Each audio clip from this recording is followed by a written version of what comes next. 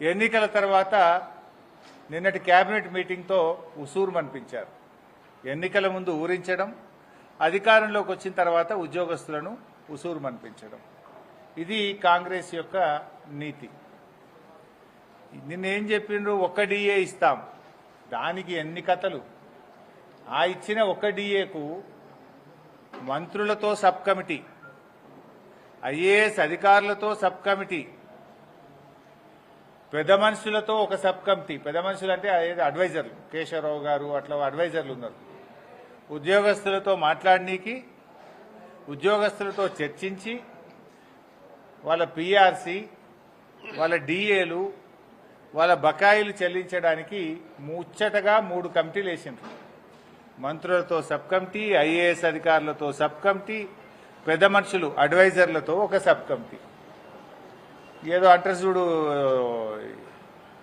ఇంత కోడికి మసాలా శాంతాడంతా చేసి మూరడంతా చేసినట్టు చేసింది ఏమున్నదిరా నాయన అంటే ఒక్క డిఏ ఇచ్చారు.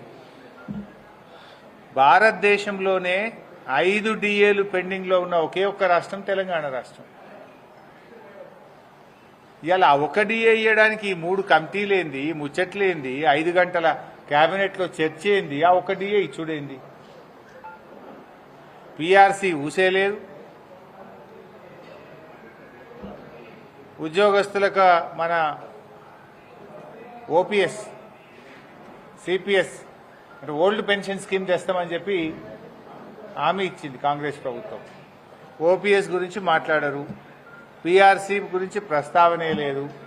ఒక్క డిఏ ఇస్తామని ఇంకా అదేదో పెద్ద గొప్ప పని చేసినట్టు ఇంకా చెప్పుకుంటా ఉన్నారు. ఇంకా రెండో డిఏ వచ్చే ఏప్రిల్ ఇస్తాడు, అప్పటికి ఇంకో 2 వస్తాయి.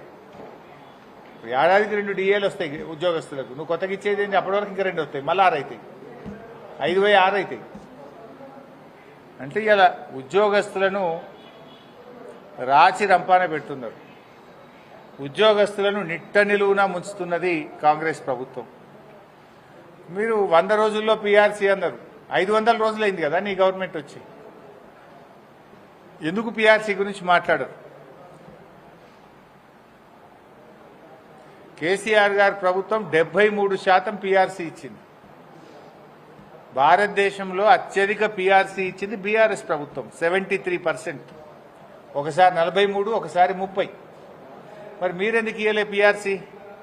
ఆ రోజు ఇంకా మెరుగైన పిఆర్సీ ఇస్తాం, 100 రోజుల్లో ఇస్తాం, డిఏలు ఇస్తాం, బకాయిలు ఇస్తాం. ఏమైంది? ఆ రోజు అర్రాస్ పాట పాడింది. ఈరోజేమో కమిటీలు వేసి కాలయాపన చేస్తున్నారు. 3 కమిటీలు వేసి నువ్వు కొండందవి ఎలకందవి పట్టినట్టు 3 కమిటీలు వేసి నువ్వు చేసింది ఏంది? ఒక డిఏనా?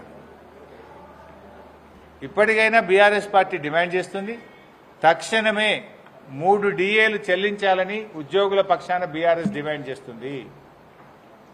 ఓల్డ్ పెన్షన్ స్కీమ్ మీరు ఇచ్చిన మాట ప్రకారంగా ఓపీఎస్ ను తీసుకురావాలని కోరుతున్నాము. తక్షణమే బీఆర్ఎస్ ఇచ్చిన దానికంటే ఎక్కువ ఉద్యోగస్తులకు ఇవ్వాల్సినటువంటి పిఆర్సీని ఇవ్వాలని మేము డిమాండ్ చేస్తున్నాము. మేము 43 ఇచ్చాం, మీరు అంతకంటే ఎక్కువ ఇవ్వండి, ఇస్తామన్నారు కదా.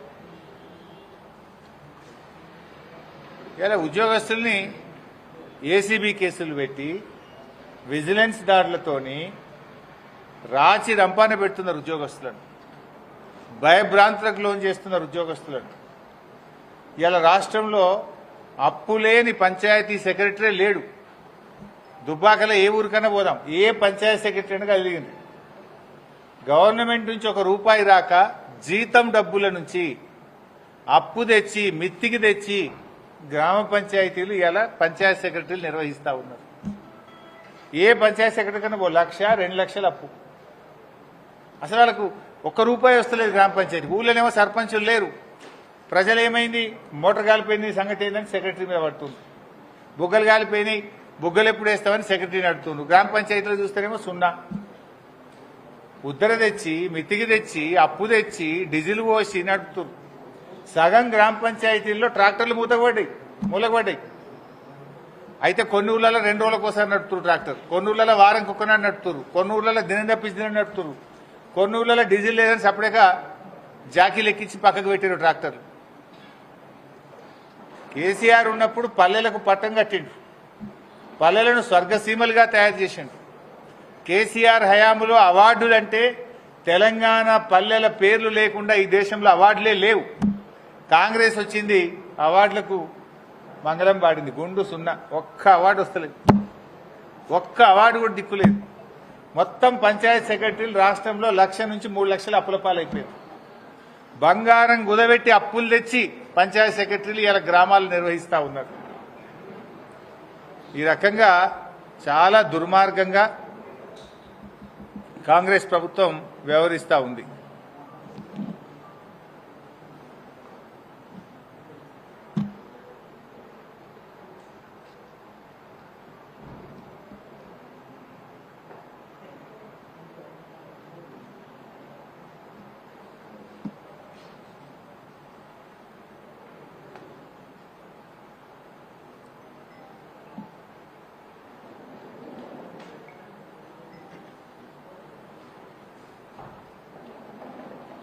ఇప్పుడే ఉత్తమ్ కుమార్ రెడ్డిది ఒక చిట్ చాట్ అయినట్టుగా వార్త వస్తూ ఉంది. దాని మీద కూడా నేను కామెంట్ చేస్తా. ఆయన ఏదో చిట్ చాట్ పెట్టిండు హైదరాబాద్లో.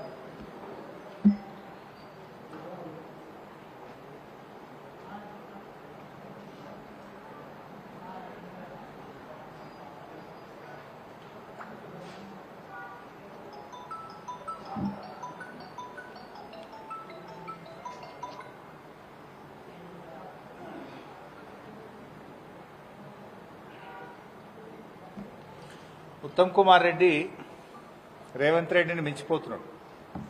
దేంట్లో? అబద్దాలు ఆడుట్లా. అబద్దాలకు బ్రాండ్ అంబాసిడర్ రేవంత్ రెడ్డి. కానీ నిన్నయాల ఉత్తమ్ కుమార్ రెడ్డి రేవంత్ రెడ్డిని కూడా మించిపోతున్నట్టు. ఎందుకంటే అబద్దాలాడి రేవంత్ రెడ్డి సీఎం అయిండు. నేనే ఆయన కంటే తక్కువ అబద్దాలు ఆడినా అందుకే సీఎం కాలేదు అనుకుంటుండో ఏందో. నేను రేవంత్ రెడ్డిని మించిన అబద్దాలు ఆడతా అనుకుంటుండే ఈ మధ్యలో ఉత్తమ్ కుమార్ రెడ్డి. సో అబద్దాలకు బ్రాండ్ అంబాసిడర్ రేవంత్ రెడ్డి అయితే ఆ బ్రాండ్ అంబాసిడర్కు తాత ఈ ఉత్తమ్ కుమార్ రెడ్డి తయారైపోయింది.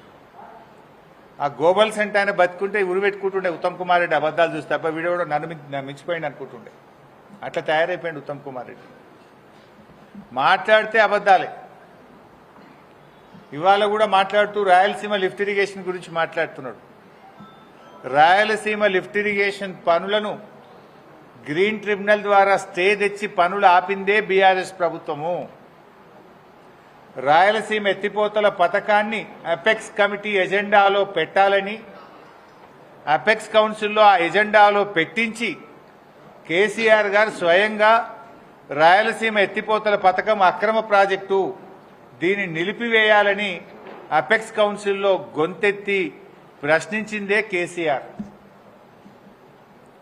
ఇవాళ రేవంత్ రెడ్డి, ఉత్తమ్ కుమార్ రెడ్డి ఇద్దరు కూడా చంద్రబాబుకు దాసోహం అయిపోయింది. రేవంత్ రెడ్డి గురుదక్షిణ చెల్లించుకుంటుండు. ఉత్తమ్ కుమార్ రెడ్డి కూడా భార్యాభర్తలు ఇద్దరు పోయి విజయవాడకు పోయి విజయవాడలో చంద్రబాబు గారిని కలిసి బజ్జీలు తినొచ్చిండు.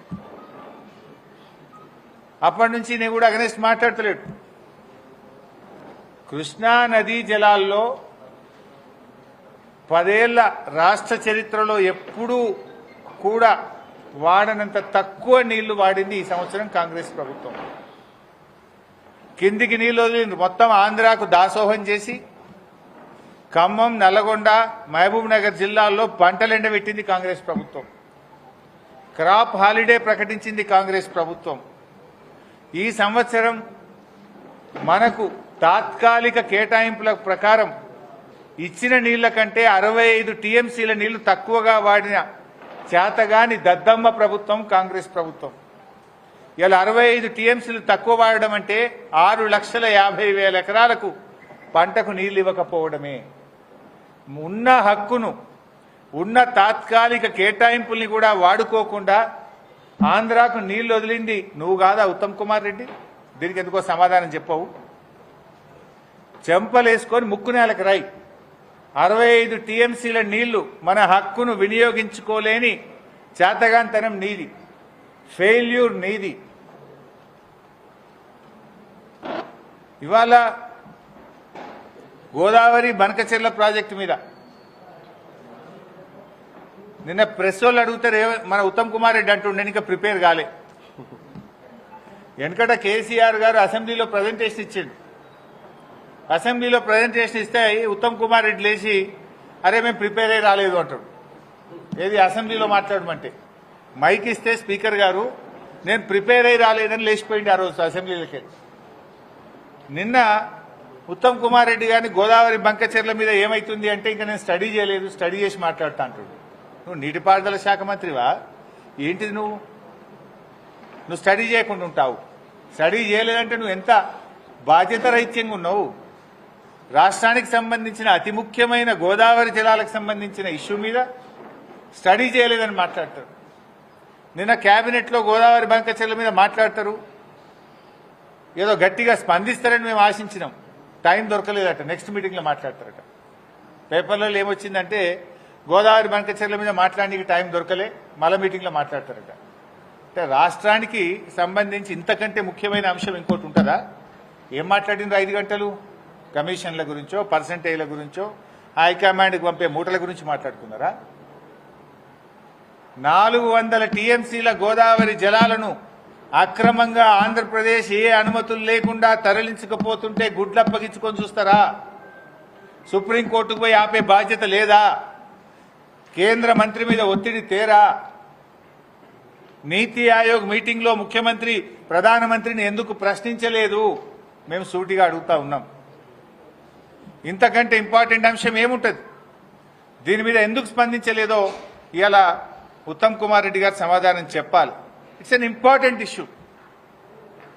400 టీఎంసీల నీళ్లు ఇవాళ అక్రమంగా అపెక్స్ కమిటీ అనుమతి లేకుండా, అంతర్రాష్ట్ర అనుమతి లేకుండా, తెలంగాణ అనుమతి లేకుండా, గోదావరి ట్రిబ్యునల్ అనుమతి లేకుండా ఇవాళ రాత్రికి రాత్రి వాళ్ళు ప్రాజెక్టులు కట్టిపడేస్తున్నారు.